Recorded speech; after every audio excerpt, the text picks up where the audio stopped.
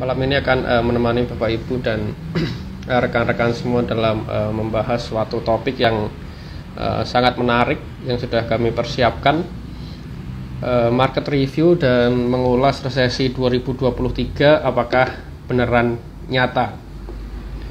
Tentunya pembahasan ini kami ambil dalam pandangan Indonesia karena secara geografis kita tinggal di Indonesia, sehingga data-data yang kami siapkan dan kami ulas pada malam hari ini lebih dari sudut pandang perekonomian Indonesia, terutama di tahun 2023, karena akhir-akhir ini kalau Bapak Ibu dan rekan-rekan semua mengamati, hampir seluruh analis di seluruh dunia mengatakan bahwa perekonomian di tahun depan atau di 2023 akan dalam tanda kutip gelap seperti itu, karena tidak bisa dipungkiri efek domino dari inflasi yang tinggi saat ini, kemudian kenaikan suku bunga pasti akan menghambat jalannya suatu proses bisnis baik secara global maupun domestik, sehingga efek domino ini bisa dirasakan oleh hampir seluruh negara di dunia, sehingga proses ekspor impornya terganggu dan resesi seperti itu. Nah, sebelum kita membahas topik inti dari live pada malam hari ini, tentunya saya ingin mengingatkan ke Bapak Ibu dan rekan-rekan semua mengenai resesi. Resesi adalah suatu keadaan di mana suatu negara atau secara spesifik pertumbuhan ekonomi negara tersebut mengalami atau mencatatkan negatif selama 2 kuartal berturut-turut. Indonesia pada dampak pandemik kemarin di kuartal kedua 2020 bulan Juli hingga kuartal 2 2021 atau tepat 4 kuartal mencatatkan pertumbuhan GDP yang negatif, sehingga Indonesia pada periode Juli 2020 hingga Maret kuartal 1 2021 masih mencatatkan pertumbuhan ekonomi yang negatif. Namun pada bulan Julinya kembali mencatatkan pertumbuhan ekonomi yang sangat signifikan hingga saat ini.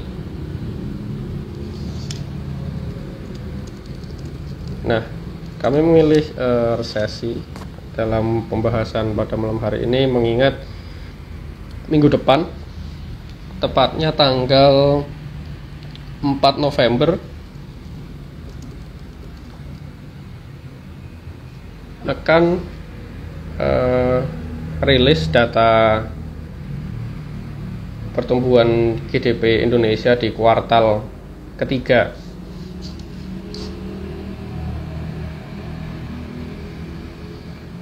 Dan berdasarkan proyeksi yang kami dapatkan dari beberapa sumber, terutama dari IMF, memperkirakan bahwa ekonomi Indonesia akan tetap tumbuh kisaran 5,3 hingga 5,6 untuk kuartal 3 tahun ini. Sedangkan Presiden Bapak Joko Widodo dan Menteri Keuangan Ibu Sri Mulyani menyampaikan bahwa mereka optimis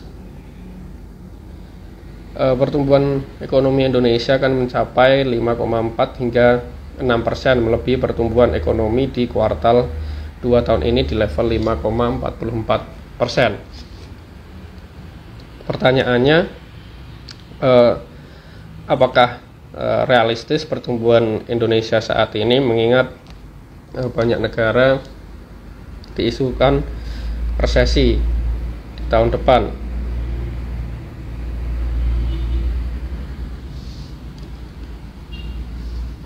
Menurut analisis kami,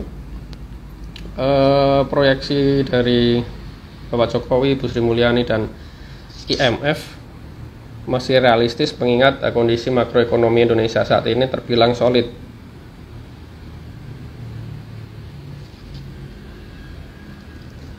kita lihat beberapa aspek dari inflasi, kenaikan suku bunga yang akan kita bahas malam ini. Inflasi Indonesia pada bulan September, inflasi tahunan di level 5,595%, mengalami peningkatan dari 4,69% pada bulan Agustus, namun masih berada di di bawah, maksud kami konsensus pasar sebesar 6%. Namun inflasi tahunan Indonesia saat ini merupakan yang tertinggi sejak tahun 2015, tepatnya bulan Oktober. Penyebab utamanya kenaikan inflasi Indonesia tahunan ini dipengaruhi oleh kenaikan subsidi BBM, khususnya Pertalite dan Pertamax pada awal bulan September kemarin, yang secara efek domino akan menimbulkan kenaikan harga pangan yang terlihat secara jelas, sehingga menyebabkan peningkatan inflasi secara signifikan. Dan menurut proyeksi kami sendiri, inflasi Indonesia di akhir tahun bisa mencapai level 7%. Karena level inflasi tahunan Indonesia di 5,95%, bisa dikatakan bahwa inflasi tahunan Indonesia saat ini berada di batas atas yang ditetapkan oleh Bank Indonesia. Bank Indonesia sendiri menetapkan batas inflasi di tahun ini adalah plus minus 1 dari 3%. Artinya batas bawahnya 3-1%, yaitu 2%, dan batas atasnya 3 plus 1%, yaitu 4%. Sehingga inflasi tahunan Indonesia, range-nya yang ditentukan oleh Bank Indonesia di tahun ini sekitar 2 hingga 4%. Sedangkan inflasi tahunan kemarin bulan September di level 5,95%, sehingga bisa dikatakan bahwa melebihi batas atas yang ditentukan oleh Bank Indonesia. Lalu Bank Indonesia tidak diam begitu saja, mengingat dalam 3 bulan terakhir Bank Indonesia sudah menaikkan suku bunganya secara ketat. Bahkan pertemuan Oktober kemarin menaikkan sebesar 50 basis poin ke level 4,75%. Dari Agustus hingga Oktober, Bank Indonesia sudah menaikkan sebesar 125 basis poin. Tujuannya adalah untuk menjinakkan inflasi yang tak terkendali dan memperkuat nilai tukar rupiah. Apabila inflasi kembali mengalami peningkatan sesuai dengan proyeksi kami, tentunya Bank Indonesia kembali akan menaikkan suku bunga acuannya. Kami perkirakan sebesar 25 hingga 50 basis poin di kuartal 4 atau di Q4 tahun ini. Kemudian dari sisi neraca perdagangan, Indonesia masih mencatatkan surplus sebesar 4,99 miliar US dollar pada bulan September, naik dari 4,38 miliar US dollar pada bulan Agustus, dan berada di atas ekspektasi pasar, yaitu 4,84 US dollar. Dipengaruhi oleh ekspor yang tumbuh 20,28%, yang disebabkan oleh permintaan global yang meningkat. Neraca perdagangan Indonesia menurut kami cukup bagus, mengingat beberapa waktu kemarin Amerika Serikat juga rilis neraca perdagangan. Neraca perdagangan mereka defisit untuk periode saat ini, sehingga surplus perdagangan yang dicatatkan Indonesia terutama pada September 2022 menurut kami bisa menjadi salah satu faktor fundamental yang baik bagi Indonesia untuk menghadapi isu-isu resesi di tahun depan. Kemudian cadangan devisa Indonesia juga masih solid walaupun mengalami penurunan pada bulan September 2022. Cadangan devisa pada September sebesar 130,8 miliar US dollar, turun tipis dari 132,2 miliar US dollar pada bulan sebelumnya. Dan penurunan cadangan devisa ini tentunya digunakan atau dialokasikan untuk tujuan yang untuk long term, yaitu karena pembayaran utang pemerintah Indonesia. Bank Indonesia menilai cadangan devisa ini masih tinggi karena masih mendukung ketahanan sektor eksternal hingga menjaga stabilitas makroekonomi dan sistem keuangan internal. Kemudian tingkat pertumbuhan PDB tahunan Indonesia, atau bisa dibilang pertumbuhan ekonomi Indonesia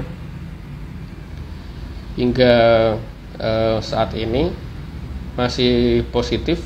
Di kuartal 1 pertumbuhan ekonomi Indonesia sebesar 5,01% dan di kuartal 2 5,44%, disebabkan oleh pelonggaran pembatasan COVID-19 dan adanya super cycle komoditas. Di kuartal 3 proyeksi dari Presiden Jokowi, pertumbuhan ekonomi Indonesia di atas 5,44, yaitu level pada kuartal 2 tahun ini hingga 6%. Itu juga dengan proyeksi dari Ibu Sri Mulyani. Dari IMF sendiri proyeksinya sebesar 5,6 dan maksud kami 5,3 hingga 5,6%. Angka ini tentunya cukup tinggi di kondisi makroekonomi global dan domestik yang terjadi pada periode saat ini. Kemudian indeks manufacturing Indonesia atau PMI Manufacturing Indonesia juga masih berada di area ekspansinya karena berada di atas level 50 dan cenderung mengalami peningkatan karena PMI Manufacturing Indonesia pada bulan September berada di level 53,7, sedangkan Agustus berada di level 51,7, dipengaruhi oleh pemulihan lebih lanjut akibat melandainya kasus pandemik COVID-19. Dan dalam indeks manufaktur, Indonesia juga kembali unggul dari Amerika Serikat karena Amerika Serikat indeks manufakturnya atau PMI manufakturnya saat ini berada di area kontraksinya sekitar di level 48,2, sehingga dari kondisi manufaktur Indonesia bisa dibilang unggul dibandingkan Amerika untuk periode saat ini. Kemudian kami juga mendapatkan data perbandingan beberapa negara. Itu untuk secara internal, inflasi Indonesia saat ini merupakan yang tertinggi sejak tahun 2015.